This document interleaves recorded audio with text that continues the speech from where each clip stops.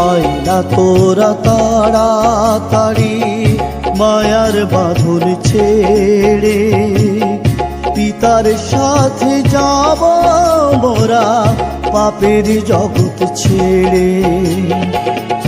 আয় না তোরা তাড়াতাড়ি মায়ার বাঁধন ছেড়ে, পিতার সাথে যাব মোরা পাপের জগৎ ছেড়ে।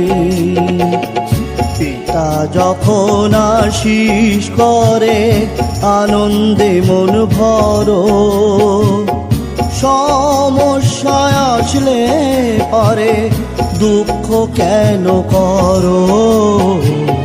পিতা যখন আশীষ করে আনন্দে মন ভরো, সমস্যায় আসলে